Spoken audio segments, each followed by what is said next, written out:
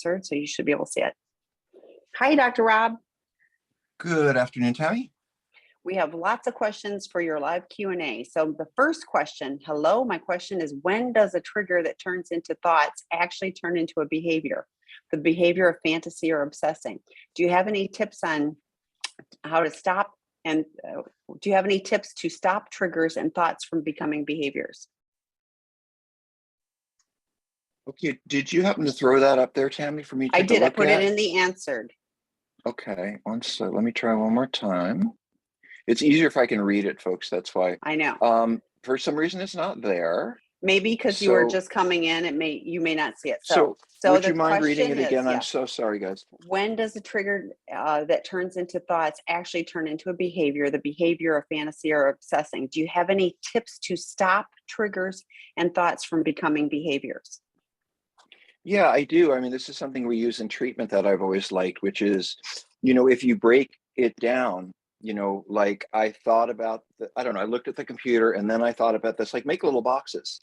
I thought about this and then I got some money out of the ATM and then I was driving around this part of town and, it doesn't really matter so much to me what the thoughts and behaviors are because one's going to lead to the other. The other thing to do is when you're done with that and you've gotten all the way to the behavior, match them up with boxes that say what you were thinking. Well, I was thinking I'd just go to the ATM and this and that. Well, I was thinking maybe I'll drive this part of town and go through each one so that you can see your motivation, what you were thinking.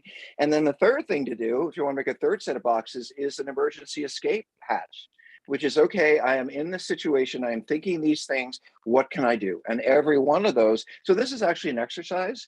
But as I always say when I teach it, if you don't have people in your life to call, if you don't have involvement in some kind of support, therapy, recovery, whatever, a lot of what you need to do to exit isn't on there because, and I'll say this to you addicts, I don't like to call people in general. And if I don't have a relationship with them, I'm certainly not going to call them when I want to act out because I don't want to talk to them.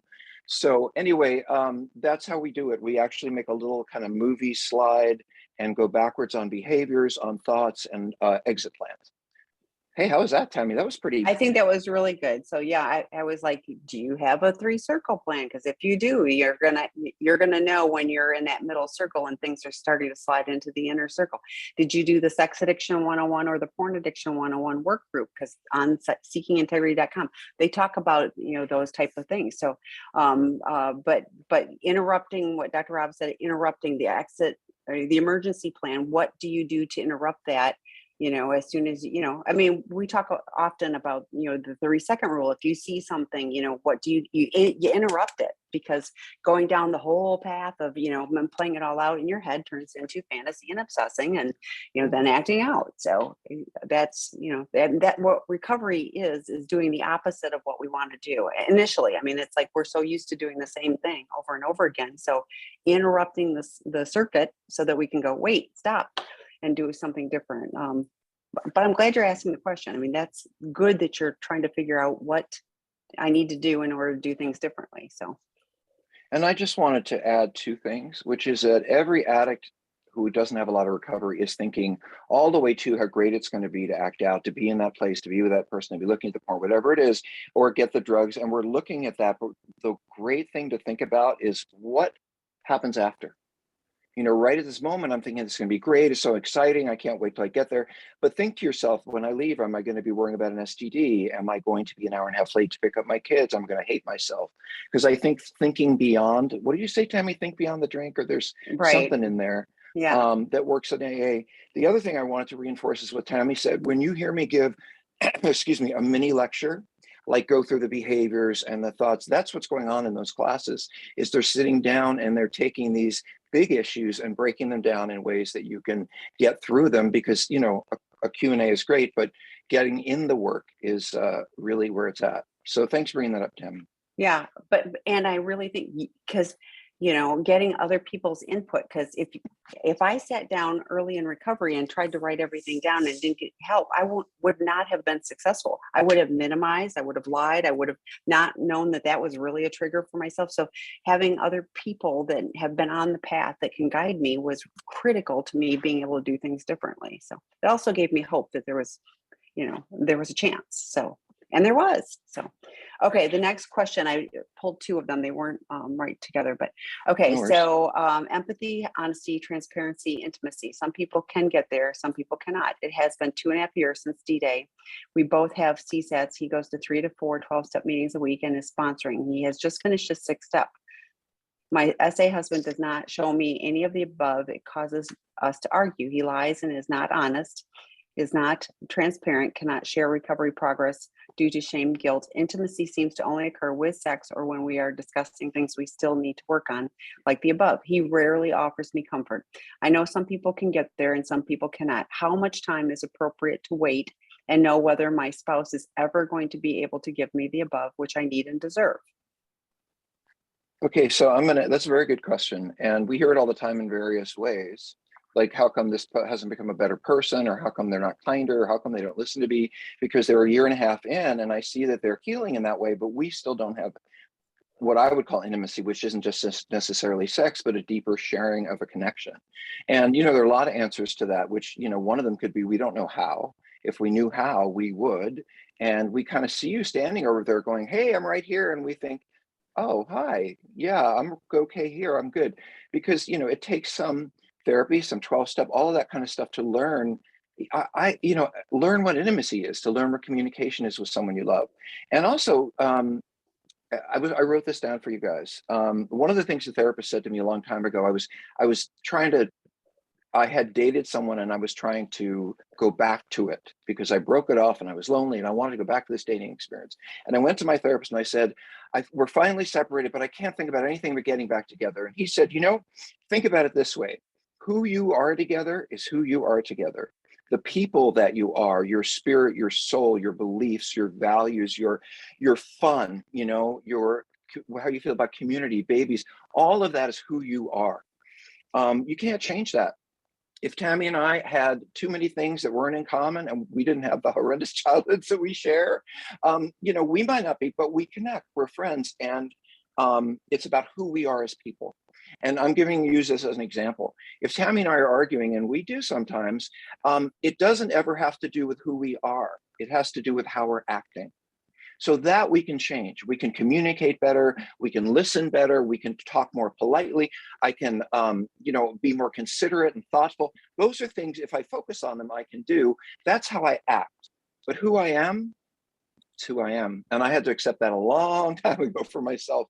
And I know that's not an exact science, the answer I gave you, and probably Tammy could talk about Doghouse and more specific things, but that always stuck with me and I never forgot it. So I thought I would share that with you guys. And I really appreciate that. I think that that's really, it is important. So at some point, I kind of cringe when 2.5 years and he's only on the 6th step, I think I'm grateful he's through 4 and 5. That's hallelujah. But 6 and through 9 is where we really get the freedom. And is he actively working 10, 11, and 12? And I know that you don't know because he's not telling you that. So I kind of wonder, are there some healthy boundaries you can set for you of like, this is what I'm looking for. And I know that this is uncomfortable for you, but we've shared a zillion times on these webinars is like, do you have, can you carve out 20 minutes a few times a week and say, here's what we're going to talk about? And are you doing the Thanos check-in? I mean, that's kind of a simple, there's other check-ins too. You guys can create your own, but there are check-ins where you can get kind of this information without it being, you need to tell me. And I don't want, like that whole tension of things at some point, are you seeing enough? Are you seeing enough? Are you seeing enough actions that are changing that you see a path that it's going to be, hopeful to a place where you do feel that you are getting what you need and deserve? And I also want to say, expecting him to be your whole source of need and deserve, I am so glad you're here, but I hope you are leaning into a whole bunch of other people, some in the recovery world where you're leaning into other betrayed partners, but other that are just fun friends that you are, getting needs and supports met, because I don't think we as people can be the sole person for any other sole person. I think we need that community. Debbie McRae does a great job on her webinars on Friday nights or Friday afternoons. And she talks about, she had a kind of a posse of friends. And, when she needed, somebody to be kind of the, well, this is what you need to do kind of thing. She had that. When she needed somebody to be the softer, kinder, she had the friends where she knew that that was their strength and she could lean into them for that. I think Rob and I do the same thing. We lean into each other when we know we need what the other one can give us. A kind of, I have other friends where I reach out and go, I need to have clarity on this.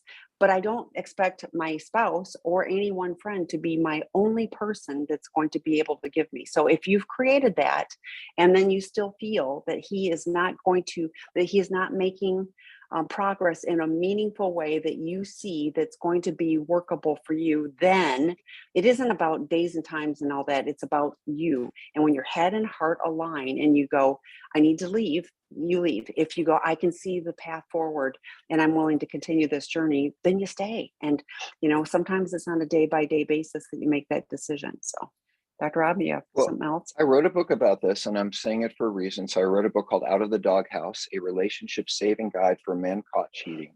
I have never known a man in my entire career, seeing probably 1,000 of them, who knew how a woman was feeling about the loss of betrayal.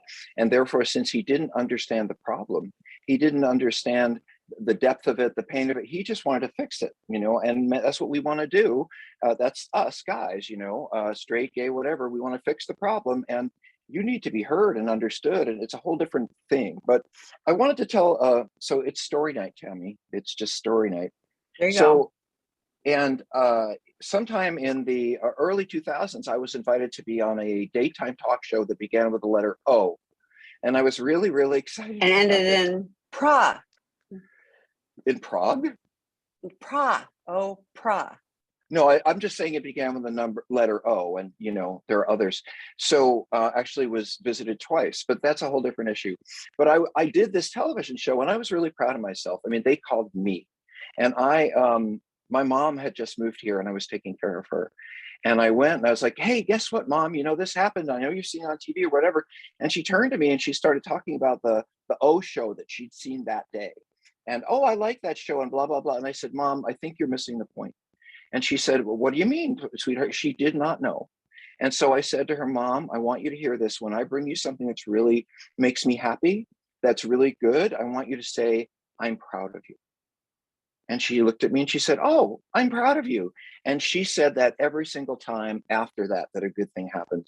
That's how emotionally challenged a lot of us addicts are, is we have no idea. When you say you're not meeting my needs, you're not being kind, you're too narcissistic, we don't know what that means. I mean, literally, you guys might, but I think you might have to, what I would do, I wrote this down, is make a list of what are the things that you would like to hear, for example, or see happen, and then sit down and teach him. That's what Out of the Doghouse is. This is what you need to do. I figure if you do something for a while and it works out, then it'll be reinforced that it's good and you'll do it more. So even though every partner here wants to hope, pray that we'll finally get there and understand and be compassionate, it may well be that we don't know how. And that in itself is shameful and embarrassing. So help us. And that is a place that I would start, because if he loves you, he'll want to learn. So I love that answer. It was a good answer. Good job, Rob. Thanks, Okay. Tammy. That's what I wanted. I know. I'm proud I'm of you, proud Rob. of you. I'm proud of you, Dr. Rob. So I didn't even know. And I'm not that. your Okay. mother. So, okay. So the I next question. never. I know. So, okay. So how does a betrayed spouse deal with the flooding of intrusive thoughts about the SA husband's sexual acting out? That's a great question. We get asked that a lot.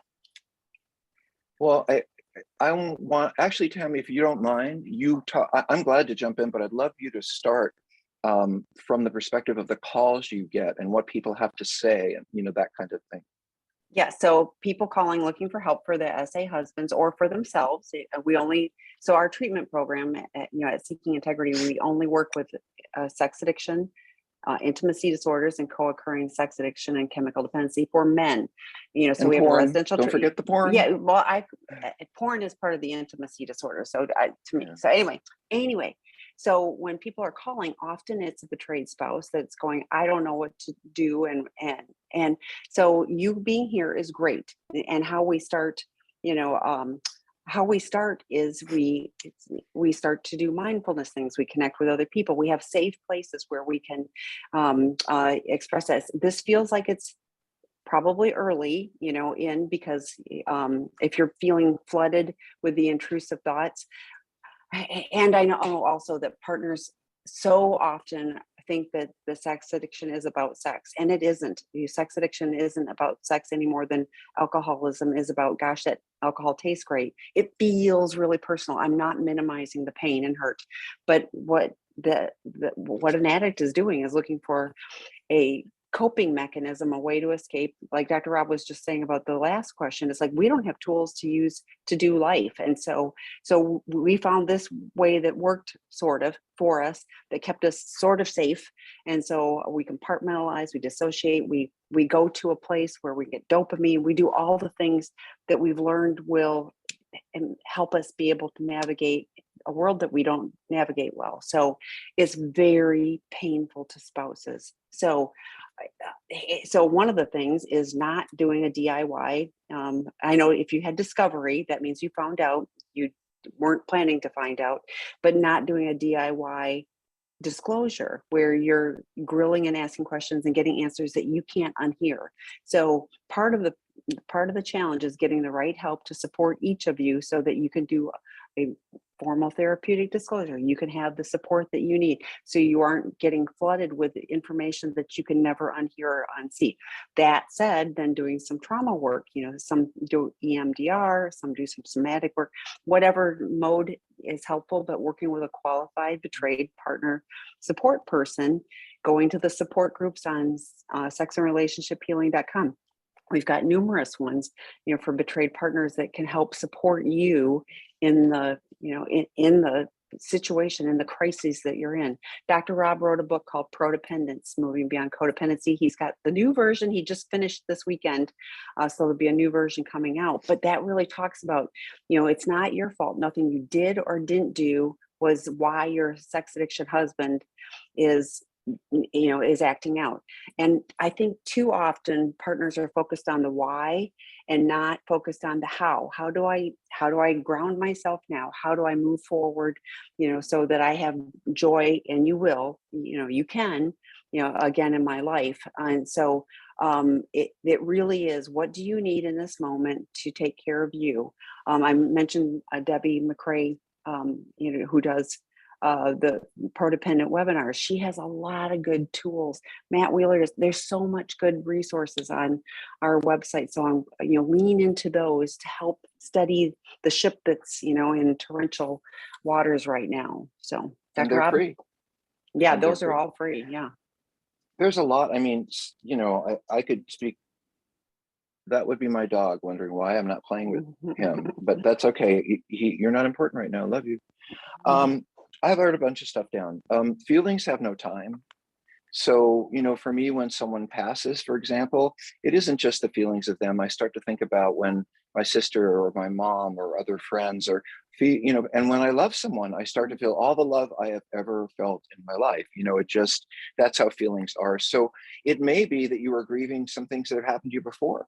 Maybe you have been betrayed before. Maybe you have been violated before. Maybe you've been let down by someone you really loved before. And all of that is going to come flooding up along with, because feelings have no time. So I didn't see that you were in therapy. I really do think that this is the kind of thing that you want to get therapy for. I wonder if the dog has to go out. That might be a good thing to think about. So let me just say a couple of other things really quick. If you can't hold on to hope, let someone else hold onto it for you. Sometimes I work with someone, I'm just so hopeless. I said, you know what? I'll be hopeful for you. I just heard Tammy say she'd hold some hope out for you. Find people who love you, who say, hey, I'm going to love you till you can love yourself back. And there, I'm sure, some of those people in your life. The other thing I just thought of is Tammy mentioned mindfulness, I think. And, I'm always aware here and in the podcast that lots of people will not have the money or the resources for therapy. But I was thinking, well, the YMCA teaches a mindfulness course. The local gym, you could probably go for $8 for one session. The thing about this kind of trauma is there a way, in a safe and loving way, that you can get control back? And it doesn't sound like I've got to stop feeling. It's more like how can I relax into it and really nurture myself? And if you don't know how to do that, you can be taught. And if you don't have the resource for therapy, there are other places to get support. I got to make sure my dog doesn't poop. I'll be right in the house. I'll be right back. That would be good. So, But I so can to the hear you. mind, I hear you. So, the mindfulness I learned because I have a short attention span. So the 4-7-8 breathing takes me about 2 minutes, completely grounds me. Mark Anthony Lord had done some webinars on our site on sex and relationship healing, and he did mindfulness, for a few minutes, and it was, I mean, just the grounding and being focused on it, 2 to 4 minutes, and that was super helpful for me. And I've continued to do those type of things. So I encourage it. There's apps like the Calm app and things like that, but just getting, we talked about disrupting the system, earlier. Well, like disrupting the system for a betrayed partner could be, I need to go out for a walk. I need to physically go do something, move, you know, I have friends that do yoga. They do it very well. That's really positive and healing for them. I am not a yogi person. I look silly. I don't care about looking silly. It's just like, I just don't get it. Anyway, but there's things you can do that, and even if you're going like, I can't control all of that, but I can control what my body is doing right now. I can control what my breathing is. I can control what my feet are. That, I mean, that shifts things and is a little calming. So I know it feels horrible right now, but I really do. I'm holding hope. I promise you that regardless of what he does, you can find a space and peace and joy, for you again. So, ready for the next one?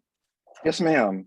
I am My dog would wondering like if, to play, but I know, well, you can play with him if you can do it quietly. So, I am wondering if you believe that regular sex is assumed agreement when you get married.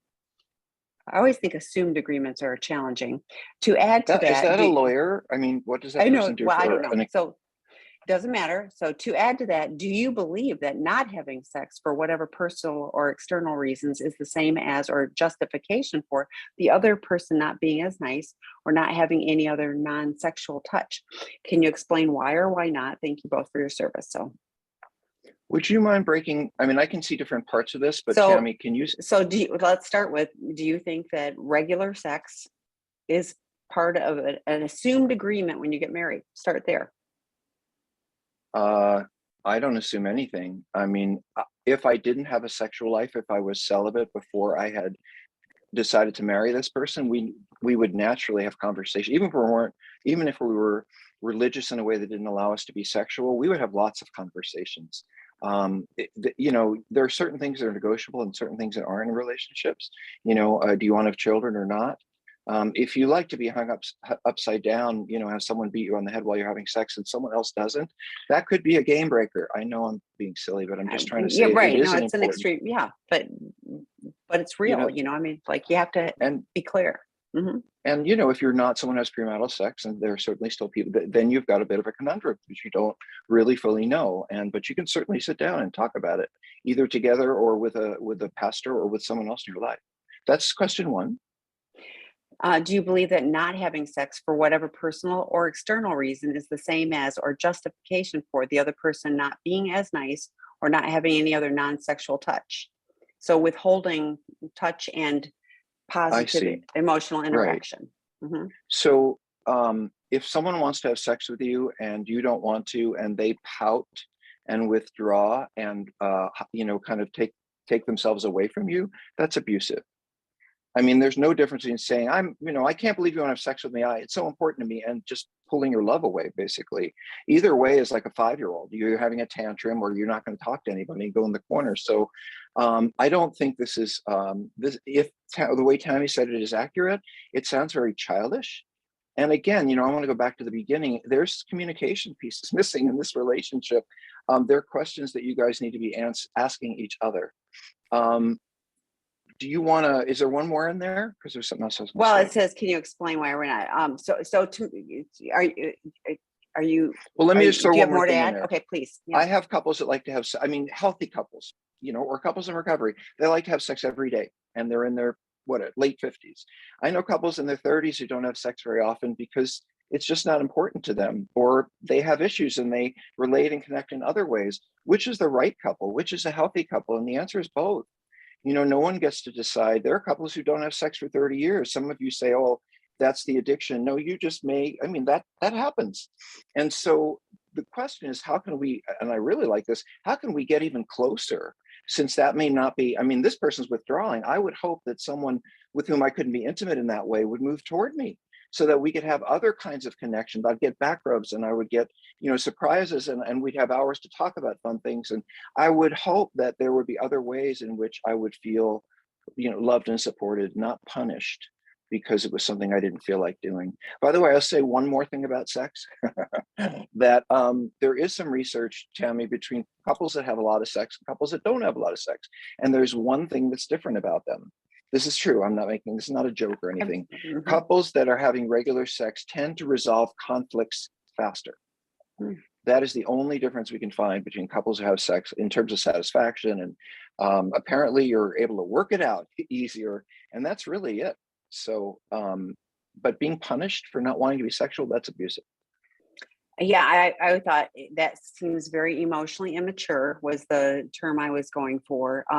And justification for a person not being nice. No, that again feels like emotionally immature, especially if it's this personal or external reason. So I thought, oh my gosh. So, say you're sick or you've just had surgery and I don't know, I'm making this up, but I'm like, goodness, like, what's going on in your life? How are they supporting you, in other ways? So, but the assumed agreement, unless you have talked about all of these things, then, that's often what happens in relationships is, people assume that finances, we're going to think the same way, sex, we're going to think the same way, whatever. And families, we're going to think the same way, and they don't. And then there's conflict, and not knowing how to resolve it, is problematic. So, if there isn't betrayal, which you didn't indicate, but if there is not betrayal, then working with a couples therapist to help navigate that, could be helpful. If there has been betrayal, then you want to work with a qualified professional for that.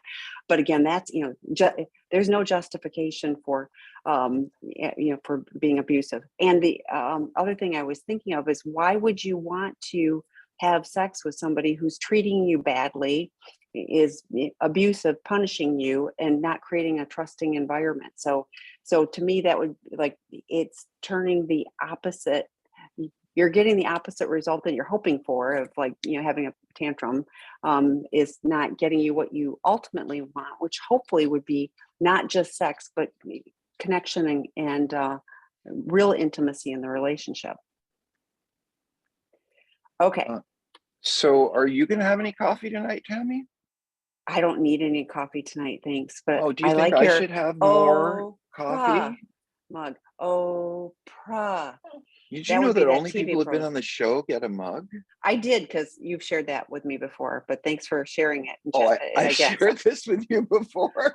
yes, yeah. I can't He's imagine. very proud Okay. of his mug, so he did share that only people that are, so, like, that was one you don't ever break.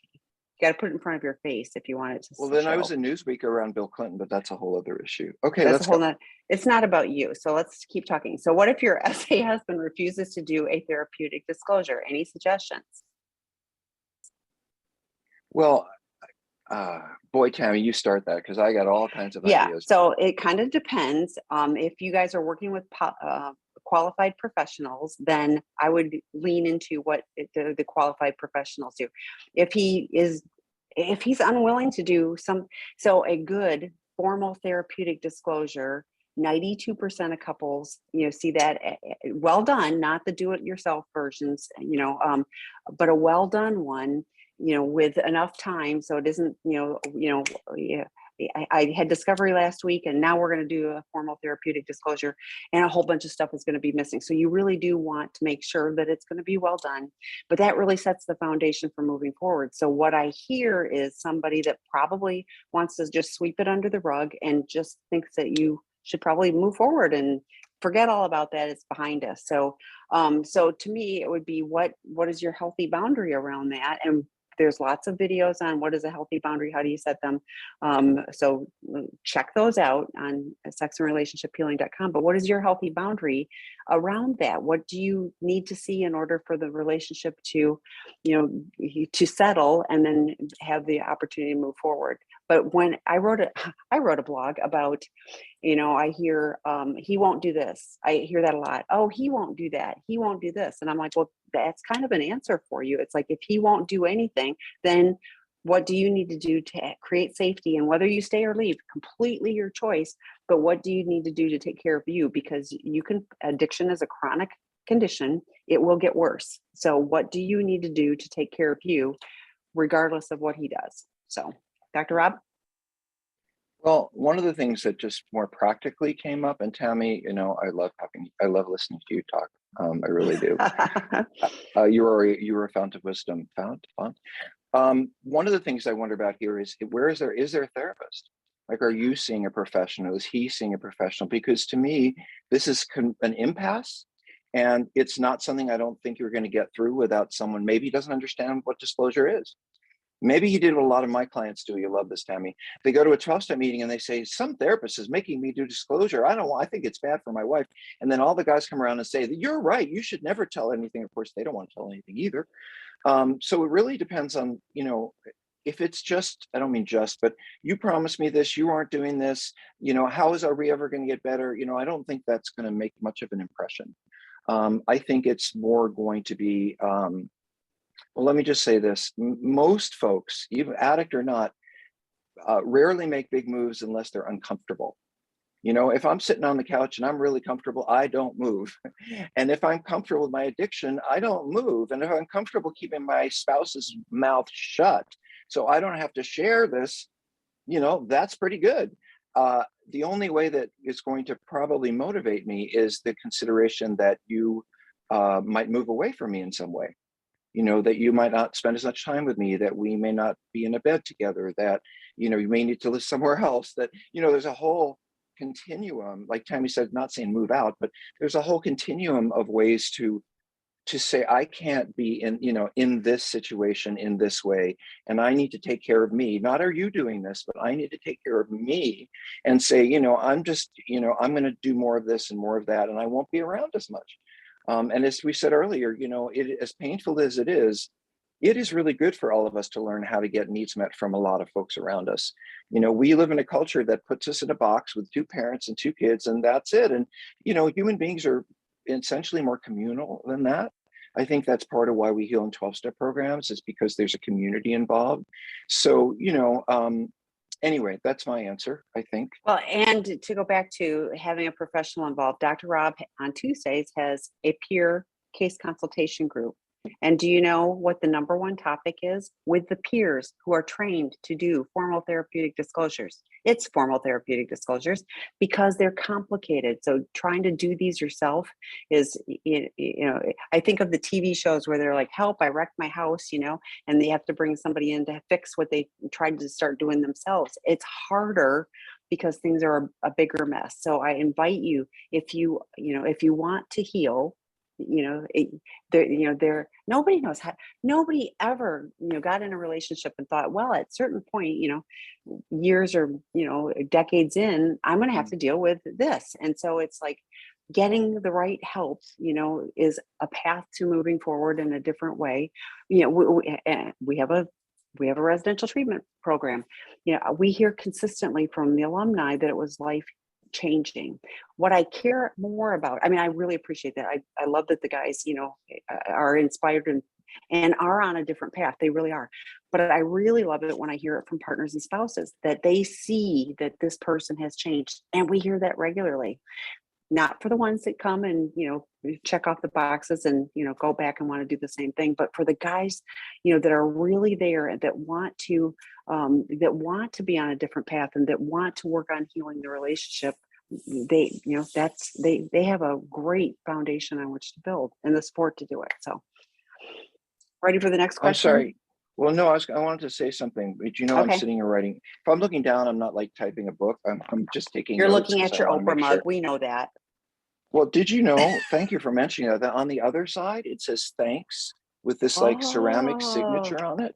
nice. That's, I I know. bet she autographed yours personally. I don't think it's a ceramic signature. No, I but I think it's do wash it by personal. hand. I do wash it by hand. As you should. So, and keep Right. it away from Let's answer dozer. this Anyway, question. So I really, there are many, many issues here. Certainly, there might be psychological issues, there might be trauma issues, things that would belong with a therapist. The distorted memory part, I don't know if that's, as an addict, my memory can be look pretty distorted because I'm shifting the truth around all the time. Are you So I jumping? don't know. You're jumping to the next question. I haven't read that Oh, one I'm yet. sorry. No, I We was were done still with that on there. question. Okay, No, I I'm was going to done. read the next Go one, see a but thank you qualified for, professional. yes. Sorry. Okay. I was Okay. No, already that's okay. taking notes You were on the so next busy question. admiring your mug. Okay. My sex and porn addicted spouse has been sober for 1 year. His intimacy disorder behaviors were off the charts high throughout our relationship, even through periods of low, no acting out. Despite being well educated, expert CSAT, and having taken out of the Doghouse courses, many intimacy disorder behaviors remain unchanged. Defensiveness, lack of shared reality, and distorted memory. You'll have to trust me on that one. And blame shifting. Is that possible for him to learn healthy intimacy behaviors? Now, your notes are helpful. Well, listening to you read the whole thing was different than my taking notes, which is always interesting. Because the first thing I actually think is we have a treatment center called Seeking Integrity in Los Angeles. And this is someone who, I think that and I don't want to say what's going on with someone else. But when I read this, I think there's a lot of manipulation here, a lot of ways of keeping you on your feet so you don't ask the questions that are hard. And now it could be distorted memory. I don't know what to degree. Some people are dissociative and they do space out and disappear, and they come back not remembering what was going on. That does happen related to trauma. But when you put all these things together, defensiveness, lack of shared reality, that's gaslighting. That's gaslighting. When you see something in front of you and they say, no, it wasn't. And believe me, in the beginning, we are the crazy ones. Okay. You feel crazy because you hear their phone ring and you say, what's going on? And we say, oh, it was just a random call, but it really was the affair partner. We're making you crazy. So this kind of shared reality, I mean, there is no such, unless you're really, really crazy, there is no such thing as shared reality in that way. You're different people. So what I feel like is this guy is, so I guess I want to say it this way. It feels abusive. Like what you say, and this is what I want, is it possible for him to learn healthy intimacy? I don't know him. That's a diagnosis. That's an overview. That's why I mentioned treatment. But I don't think you're anywhere near looking at what healthy intimacy might be, because what this stuff feels like is abusive or manipulative. It's sort of like you're still in the problem and you wonder what it would be like to have the solution, but you're still in the problem. That's how I read this. Yeah, and Without my like I was notes, by the way. right. No, I was picking up on that too. I like sober for a year, but it doesn't really feel like it. It feels like, and I don't know that he's acting out with it, sex and porn, specifically, but is he doing something else? I mean, we have a lot of guys that are gaming, using cannabis, drinking. They're doing something else, so they aren't really. I say happy, joyous, and free because that's a 12-step phrase. You can't be happy, joyous, and free if you're using something else. And so I'm just kind of questioning if there's something else going on, because at a year you should start, especially working with a CSAT, and I hear off the charts, like that we deal with that all the time. So I'm not I'm not sure, but I like the blame shifting and the gaslighting. That's highly problematic. And if he's not stepping into some truth, coming back and saying, I did not mean to blame you. Here's what I was afraid or whatever. That's problematic. So yeah, you're Yeah, raising this your is very fingers. typical of the kind of, now we have 8 guys sitting in the treatment center, I think tonight, and I know they're listening. So, this is very typical if somebody comes into treatment. They're smart, they're seeing a good therapist, they've taken some of their courses, which by the way, I always know Out of the Doghouse is a book and a path toward basically getting someone to understand your pain. That doesn't stop them from acting out. Where the addicts need to start is sex addiction 101 or porn addiction 101. They start with Doghouse because they want to figure out how to make you feel better without necessarily changing anything. So, and by the way, if he's smart and he's talented, I think it's a male, right? I don't know. If he or Yeah. she is smart and talented, and they've taken Doghouse, and that's why I brought up residentials. Like, this is somebody who is not getting it. And I'm a little concerned that you've sort of the frog in the boiling water, like you've gotten used to enough so little that what you're asking for is just a bare minimum of what you deserve. Yeah, I agree. So, and to your point about, out of the doghouse, many people do not want a label of sex addiction. Now, I personally found the label of addiction super helpful because it gave me a reason why I was doing all these crazy things, and it gave me hope that I could change. Somebody who is just a cheater, and we've seen it where, cheating once bad enough, but like the serial cheater of cheating dozens of times, well, that's way beyond a cheater. There's a really deeper level of issues that go with that. But the out of the doghouse is like, oh, I'll just go work on my cheating. Well, many of the guys, just so you know, many of the guys go, oh wait, I do need a higher level of help.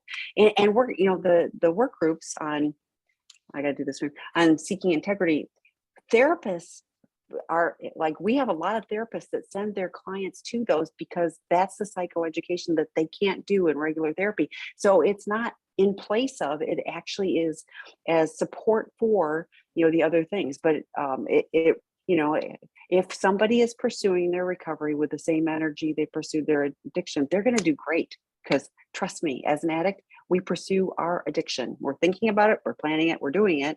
We're thinking about it, we're planning it, we're doing it. So anyway. I wanted to just add one little note here, which is to the guys at the treatment center. So they've been there, most of them, I think all of them, for at least a week, and they have more time, like in prison, more time ahead of them. And if I asked you guys, I'm not with you, I can't hear you, but I know if I asked you what's going on with this guy, with the defensiveness and the spouse Distorted having to tell memory. him to get serious, Yeah. and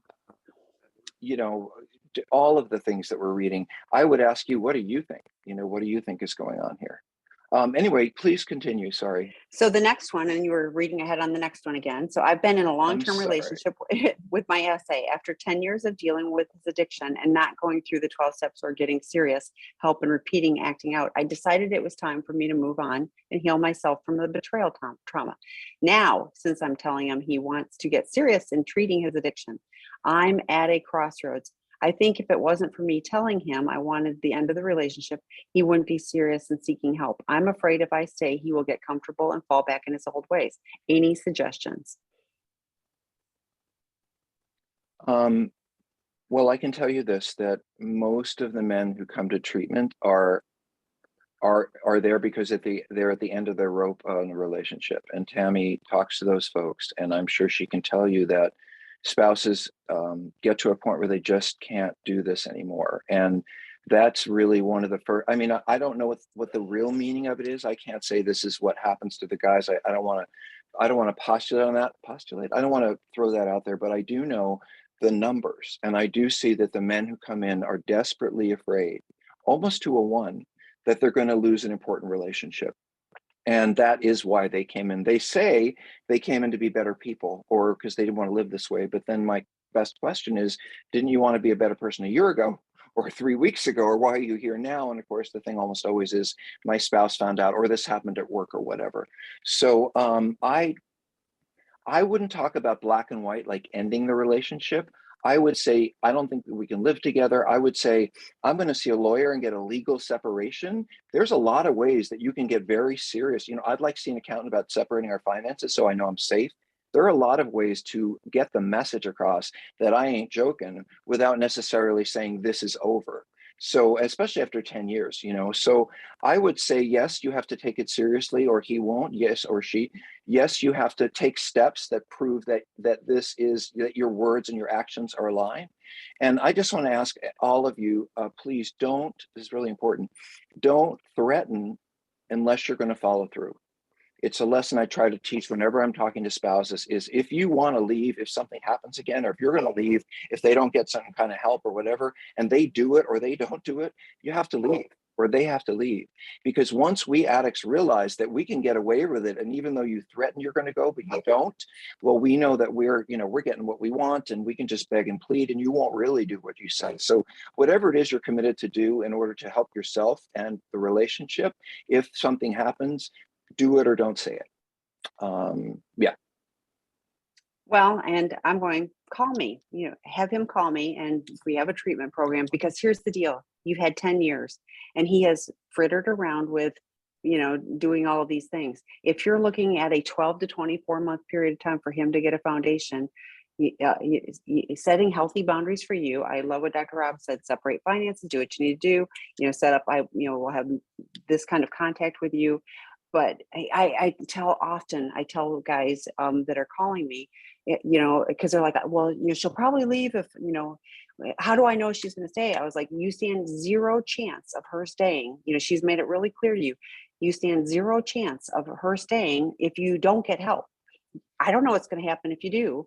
You stand a chance of being, a man of integrity, somebody that you can look at yourself in the mirror, somebody that, people want to be around.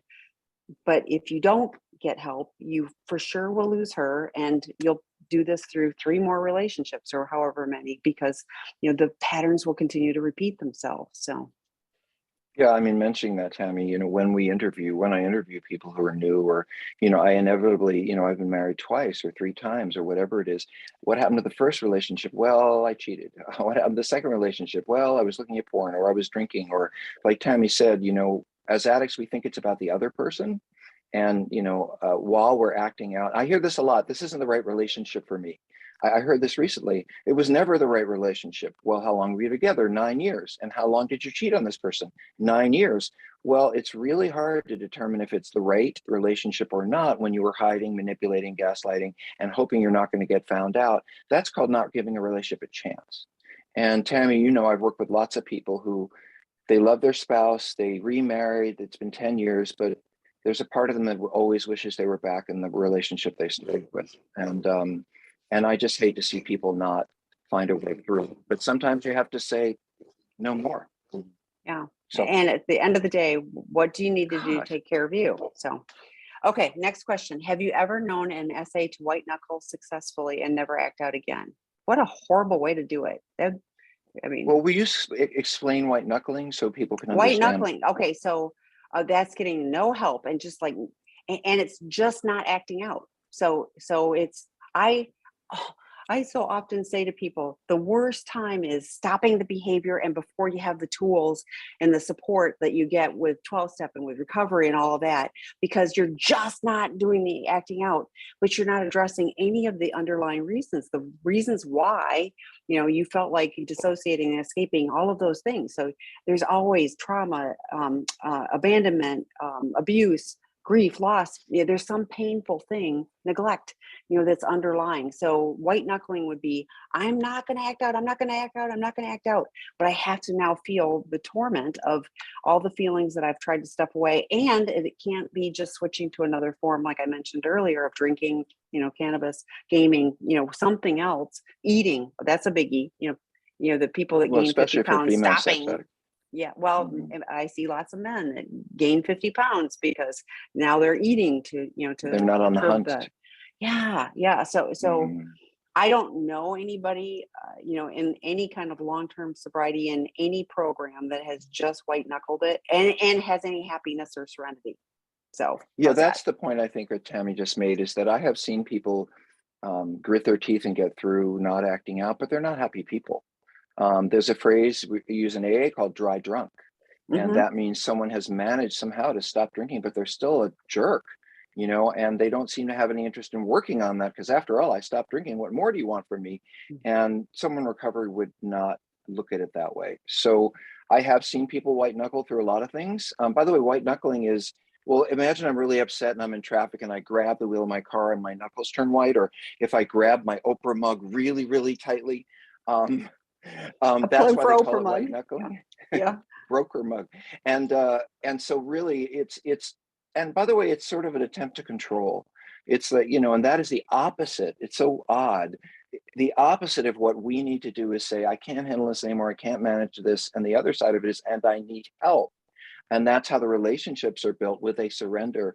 But the person, well, I'll say it a different way. The person who leaves treatment and says, I got this, I'm good, I know what I need to do, and they think that we're going to go, woo, you got it. And what I'm going to say is that worries me, because it's a person who leaves treatment who says, boy, I'm going to take it one day at a time, and I'm a little scared, and I'm going to have to really start using the support. That's the person I feel good about, because they are aware of their vulnerabilities.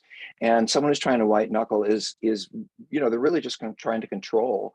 the situation rather than surrendering to how vulnerable they are. And you got to get bashed around a little bit before you figure that one out.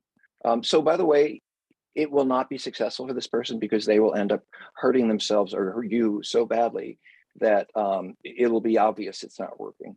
Yeah, but hurting themselves. I mean, it's the very worst situation, and the people that give lip service to, yeah, I've got all this, or I'm gonna, it's the people that show up and do their aftercare that are doing, like I said earlier, if you lean into recovery with the same energy did your acting out, you're going to do great, and it's going to feel good. If I could wave my magic wand that I don't have, and people could see how good it really can be, everyone would want to pursue recovery, but they don't because they're afraid, they're scared, control, whatever issues. And it's sad to me, but here we are. We've got people that are willing and we're going to keep going. Okay, got a couple more questions and we got a little more time. I am a female sex addict and have been in recovery for nearly 2 years. Yay. So I think I'm yeah, so I am trying to think somewhat long term. And my question is, do you have any tips for maintaining sobriety, clarity when meetings are all online for me since in person is triggering and 12 steps are finished? I still go to 12 steps. 12 steps.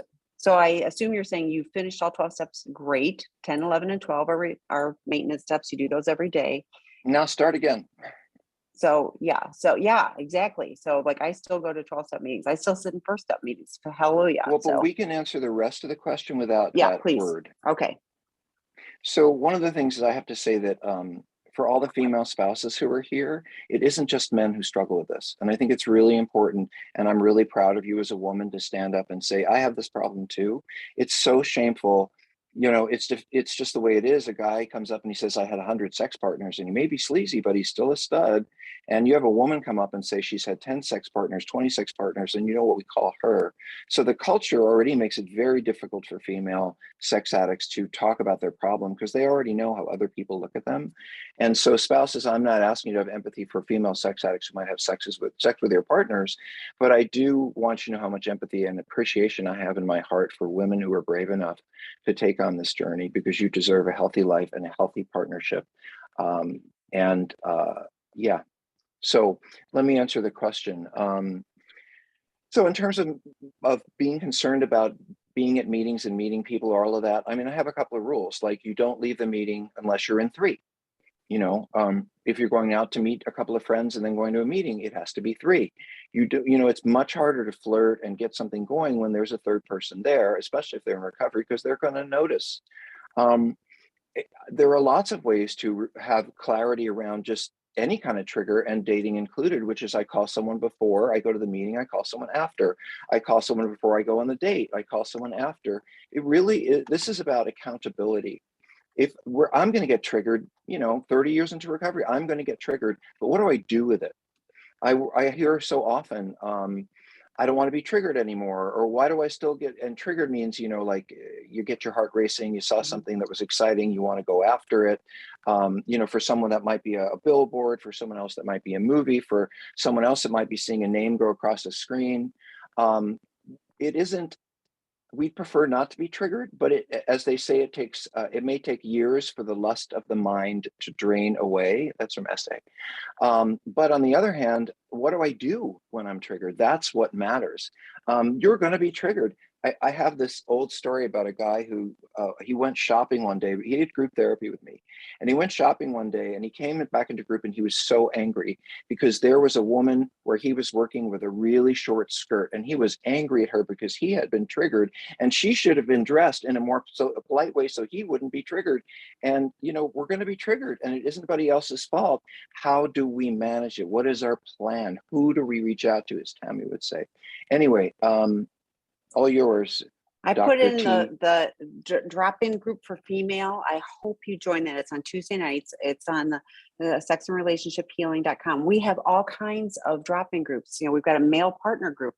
We have female partners. We've got transgender. We've got a gay men's group. Yeah. So please check those out. They're all free, and they're supported by there's someone there to facilitate them. So they're different than 12-step. It's not 12-step for therapy, but it does provide a safe space for people to go to that can could talk. We only use prodependent language in the partner. We don't, not codependent. So please check that out. So, but like I really know for sure for me that recovery is a lifelong journey. There are other female join with some of the online. There have to be, unless you're in, a city of one, another female addict, that you can learn to, and it may even be female, AA people. There are some of us that actually get, all of those things too. So maybe go to an open AA meeting and see, like, check out options. Think bigger. You finished the 12 steps, good. You had, I assume, had a female sponsor, so great. Lean into, how you can do that in a different way. So, okay, we got go ahead. I just want to throw one more thing in there. One of the things, it's sort of like those boxes that I talked about. I strategize before you are going to be in a situation. Strategize. For example, I've been with people in meetings and the person across from this, they just can't stop staring at them. And then they say, oh my God, I was so triggered by the person across from me in the room and I just couldn't stop staring at them. Move your chair.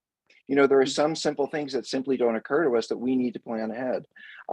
Here's a really good one, and I'll stop. Raise your hand in a meeting and say, I'm always triggered by people in these meetings and I really don't want to be. Just, own your own stuff right there in the moment. Hopefully someone won't come over to flirt with you, but someone's going to say, I completely relate and I hate these meetings. I want to say one more thing to the spouses who are here.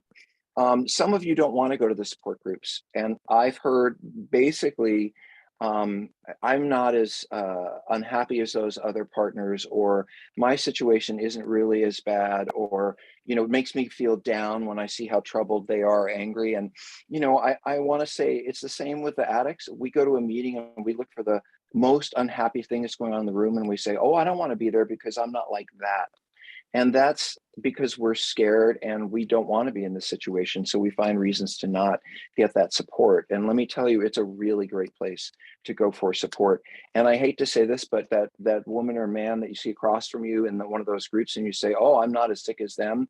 Well, maybe not exactly, but you have a seat in that chair in that room for whatever reason. And I suggest, I encourage you to take it. It's all free. Tammy, I'll answer one more if you want. Well, we've got two more, and then, but one is, we're going to finish because we're going to finish They're tonight, all one we never do. question. Well, hang on. So Dr. Rob and Tammy, can you address how a lifetime bottom, or in other words, reaching a bottom with love addiction or sex addiction, is similar to drug or alcohol bottom point? I can't believe the place I find myself as an older person who is finally single and not reaching for a relationship to help me out. P.S. Finding bottom as a love addict, this relationship addiction can really rob us of work opportunity, solid peer relations, family connections, and even a solid place to call home. It's sad, but I'm ready. Yes to all of that. I mean, like, yes, it is. I say intimacy disorder because you're disconnected. You're so focused on, the acting out and keeping secrets and lies. It keeps us disconnected from real people that are meaningful in our life. Dr. Rob, please answer. Well, I think we all have different bottoms. I mean, for me, if my spouse of 21 years says, this isn't working for me, that would probably be kick-ass. Or if my friend Tammy over there said, I don't want to work with you, I would pay attention, but that's a pretty low place to be. I wrote down what they say in AA, which is jail, institutions, and death. And that is the path for people who don't follow this one. And I'm not saying you're going to die, but your soul will die. Your spirit will die from living this way. There's a reason we called our program Integrity, because it isn't just about how you treat other people. It's about your being one person who feels good about yourself. Mm-hmm. So, what I see a lot of folks do in love addiction is they end up with concrete problems like finances, or they are, what did I want to say about that? Sorry, Tammy, do you want to add work to that? opportunities, solid peer relations, family connections, and even a solid place to call home. Yeah. I mean, yeah. Well, who cares about that when you're busy acting out? But I don't know what your bottom is, but I tell you, you're not there yet because you're asking this question, and you'll know. Trust me, you'll know when you are on your knees, and not for sex, when you're on your knees begging to not lose or to not end up. And we have lots of folks who end up in jail. We have lots of folks who lose their licenses and don't get to practice anymore. We have some folks who've been arrested for what they were looking at online or who they were picking up. We had folks with diseases they passed on to their spouse. I don't know what your and by the way, a bottom for folks means that it's so bad that I'm done. That is the point at which I'm done. And for somebody, it could be their spouse finding out, and for others, it could be realizing they have HIV. I mean, it's different for everybody on the scale. So I don't know what your bottom is, but I know you're not there yet. Well, I don't know, because this is I'm sad, but I'm ready. So I hear you being at a place Well, where you're not okay with continuing this, and you are realizing that you've lost a lot.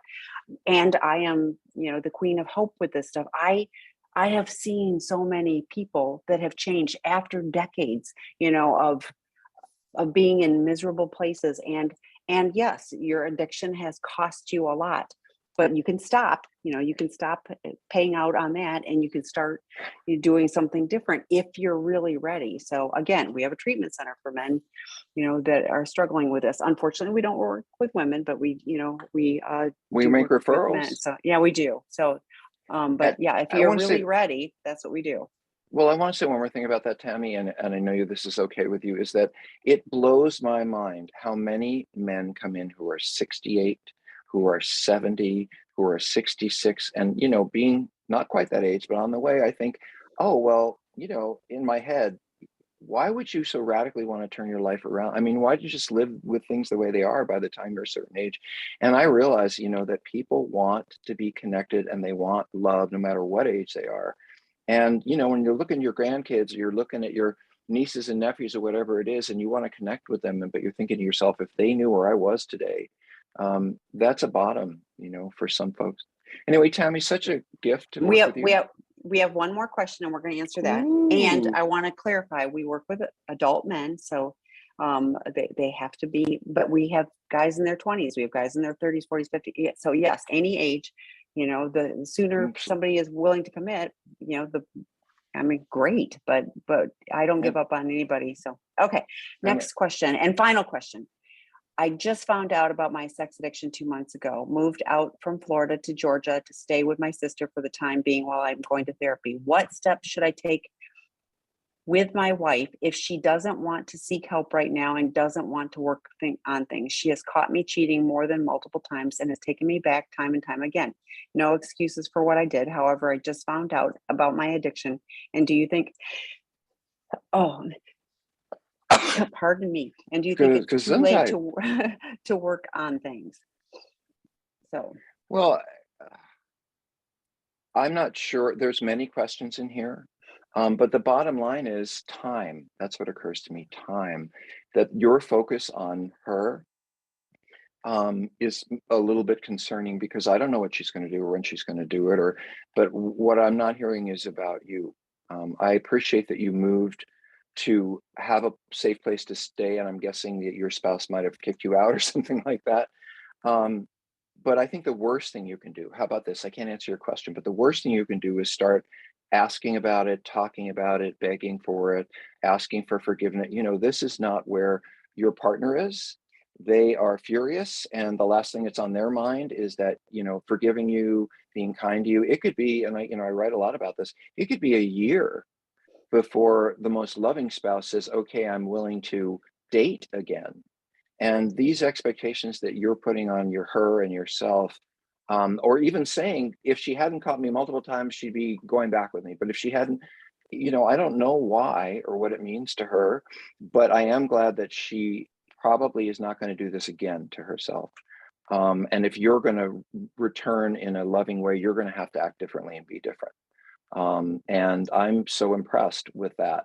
By the way, I do hear a little bit of a manipulation in here. I don't know if you caught it, Tammy. I'm oh sure you yeah, did. yeah. Which looks like, go ahead. Why don't you? Well, I'll because give I'm it to you. like, oh, she caught me multiple times and she took me back. But I kept doing it. And now I want to focus on her. How do I get her to get help so she'll take me back again after I've cheated? And I honor her for holding the line. And here's what I would strongly encourage you: focus on you. You said you're going to therapy. If that's all you're doing, I'm glad you're here. Please hear me clearly. I'm glad you're here. But if all you're doing is going to a therapist, even the best CSAT therapist, even if you were seeing just Dr. Rob once a week, which he doesn't do that, but if you were, it's not enough. You've got years of doing things. And I'm also like, apparently I'm on a tear. You just learned you had sex addiction 2 months ago. You've been cheating for how long? So you might have a different label. Right. And that I mentioned earlier, it was so helpful for me to learn there is an addiction and there is help. You getting help for you is how you fix you. And then you, as I mentioned earlier, then you might stand a chance of her eventually seeing that this is the new guy. This is a different guy than the one I sent to Georgia. So, but I think probably stand zero chance, if you don't really start working on this. I put a link in earlier. We have drop-in groups, webinars. We have work groups on seeking integrity. We have a treatment program. You really want to get a solid foundation and stop cheating. That's what we do. We're full right now, but we will have room.